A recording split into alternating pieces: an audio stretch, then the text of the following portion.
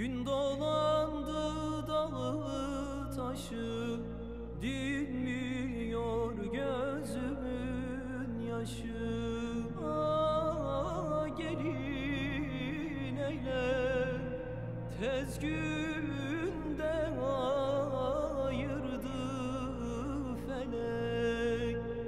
Eyle suna gelin eyle.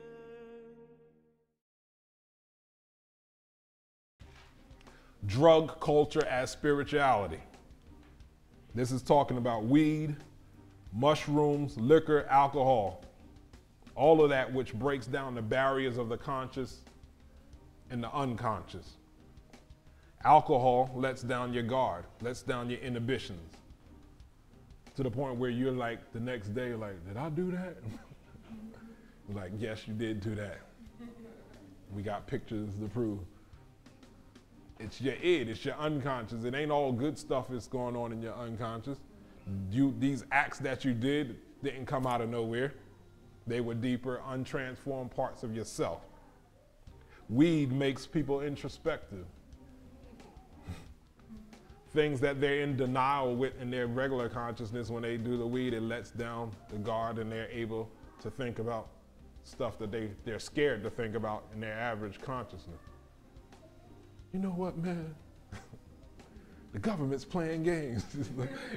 They be thinking they deep. It's like, you didn't know that? You needed to do that to understand that?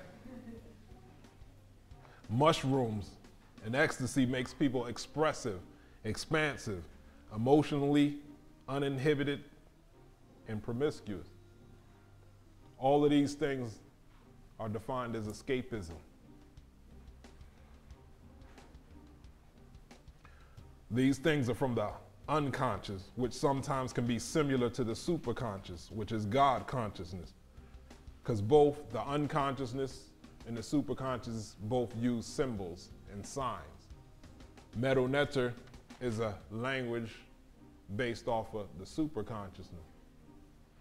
But your id has its own signs and symbols. So a lot of times we get both of them confused. You're like, well, my spirit, such and such, I seen this symbol in my dream, but that could be coming from your id. Being here on earth is about living life. It's about mastering life, not running from life, not hiding from life. It's about prospering and prevailing. Ma'akiru, true of thought, word, and deed, but only after you learn to get out your own way. How do you get out your own way? Through using the arts and sciences of transmutation, transforming the lower, undesirable aspects of yourself into the truer, newer version of yourself. So we're talking about ego. So if your ego wasn't pathological, dissolution is not threatening to you. It could be a liberating experience where your life is free from the fear of judgment and criticism, especially from the well-intentioned but most of the time unfitting criticisms or expectations of family. How many people are imprisoned in their relationship with their family, in their family's pathologies? We try to be African, we bring the higher principles to our relationships. Oh, the Africans are supposed to be about family. But if you got a family of drug addicts, how can you bring those higher principles too? Because remember, in the African society, everybody grew up in the culture. They grew up embracing these principles. So you got your brother or your sister be like, let me borrow $100. And you know what they're gonna do with the $100. So should you be bound by your higher principle to support their nonsense? You be like, I'll tell you what, I'm gonna give you 20. Come on, man, I thought you were supposed to be spiritual. You're supposed to help people. So you know $20 will get them a meal, but not enough to get them the fix that they're trying to get. So these are the standards that people put on you, they try to imprison you by your so-called higher values. But that's an obvious addiction, but there's other types of addictions. There's food addiction. Let me get the money I need to eat. To buy what? Buy the food that's further killing you? Let me borrow $20. so I could give it to my stupid girlfriend and this fool knucklehead that it's a whole bunch of different type of addictions that they're wanting things from you in order for you to support their low vibration lifestyle. So when you're in the form of dissolution, you free yourself from that and you don't care how they feel about you for not supporting their drug habit or not supporting their crackhead boyfriend or their crackhead girlfriend or the person that's abusing them. Dissolution frees you from that. If the ego is pathological, then dissolution is scary because you have so many unresolved issues. You needed your ego to keep all of that stuff at bay. You feel like you got more demons in your id than not. So you're scared for dissolution to happen. So that keeps you in calcination because you're scared to flow and let it go, because you're like, if I let that stuff go, then people will think I'm the devil in person. They'll think I'm the personification of Apep. So so the ego's like, no, they don't need to know these things. They need to know that I'm perfect. And that keeps you in calcination because you're not being humble and you're not being honest. So the symbol for dissolution obviously is water and fluid. In the Kemetic tradition, that will be the inundation of the Hopi River after the dry season. Physically, it manifests as thirst, the need to drink more fluids. How many people are you at the phase of your water kick? And you're like, I gotta get my 8 to 10. Anybody? Are you at that phase? Desire for malts, smoothies. I'm going to HLS to get a smoothie. You're not gonna get anything to eat? Like, nah, straight with the smoothie. Syrup, sauces, and gravies. Over emotionality, meaning crying, tears of pain, tears of joy, but water. It is saying that the salt in the tears is a distillation of your calcination process is your spirit. It's like that's the alchemy. That's the stone that your spirit produced, the salt from the tears of crying. Dreams, you may have dreams of being dissected, being melted, breaking up or breaking apart. Dreams of rivers, floods, near-death experiences. You all know my father transitioned back in January, right? I've been speaking to my brother. He said before my father transitioned, he was having dreams of his transitioning every day. And after he transitioned, still has dreams of him every night. And he told me about the dream, I think, after he transitioned to the West. And he said it was a dream of me and my brother. We was outside doing martial arts and I just stopped. And he said my father came outside of my body, but he was covered in mud. And he said the previous dreams that he had, he always seen my father emaciated, just in mud. Mud is a mixture of water and dirt. That's that melting down process. And then I just stood there, and he said my father stood there, and my father just broke apart and fell, disintegrated into mud. And it was just me there. And I said, that's an interesting dream. I said, well, what do you think that meant?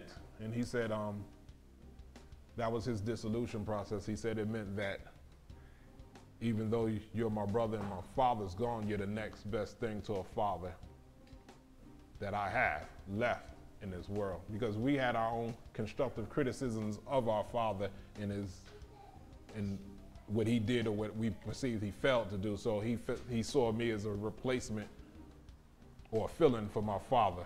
And that was his dissolution. That was him being emotional, him expressing himself, him allowing himself to embrace that.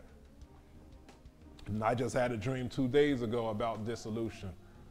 I was in a hallway. In dream language, when you're in a long hallway, this is talking about, it's dealing about something, it's a long-standing problem that you've been dealing with for a while. So I was in this hallway, it appeared to be a school, high school or something, and I go through the open doors and I turn right and go through another open doors and turn left, go through, and it appeared to be a gymnasium, and there was a gathering in a gymnasium about the size of this room here. And interestingly enough, it was a Hebrew Israelites convention. And we know how volatile they could be. And I'm like, none of the Saru was with me. I was just by myself, and I'm just like feeling weird. And there was a young lady that was escorting me. I don't know who she was. She was younger, like teenage. So she sat me down and I'm listening and I could see the speaker looking at me like he's about to introduce me. And I'm like, what am I supposed to say to these people? I'm gonna be talking about the Kemetic thing, and I could see the guys looking me up and down because I had my whole regalia on. It was clear that I wasn't Hebrew Israelites. I'm like, this could be a problem.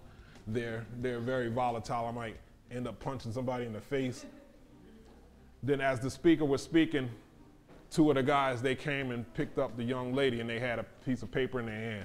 And he was speaking and he was looking like, what's going on? And he said, excuse me. And he took the paper and he smelled it and he's like, oh, yeah, get her out of here.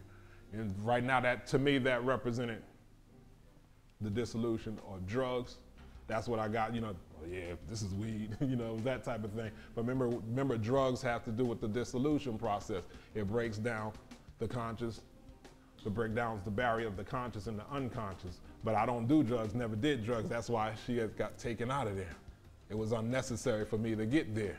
So I'm still feeling uncomfortable. So I got up and I walked in the hall. I'm like trying to think about what it is that I'm going to say at this convention. But just so you know, before the end of the story, my long-standing problem has been about validity. It's about me feeling that other people from other traditions need to respect what it is that I'm bringing to the table. That's been a long-standing issue of mine. That's what that hallway was long. So I'm going down the hallway investigating into it. So I leave the convention trying to figure out what I'm going to say to make these people understand or respect the Kemetic legacy. So I'm walking down the hall. I turn around and I look through the closing doors. There's a big tidal wave coming like, y'all seen that movie 2012? Remember the water? It was like that. And I'm just like, okay. By the time, hold up. By the time it gets down here, it should be like around knee level and I should be okay. Then like, nah, I was in denial. That was calcination. Then at the last moment, somebody's like, no, run and jump in the classroom. And I jumped in the classroom right there and closed the door and had to put my foot up against it. And it was like pushing against the wall. Then eventually it faded down and it dissipated. Now in dream language, that means I'm free from that issue. I escaped. To escape from the flood means you're free and you're going to receive help from that issue. If I got carried away, it would have represented betrayal from somebody that I know that's close to me, and I've been through that already. That was my calcination that I told you about last thing. I had a 10-year calcination of trying to build this legacy, being betrayed by people that I thought was close to me. Right now, where we're at now, I thought other people would be here with me, but they weren't. So that dream represents leaving that behind, and now I could flow forward. So in closing, water or dissolution represents new fluidity or adaptability, where one was once restricted or inhibited. Purification from the unclean indulgences of the ego.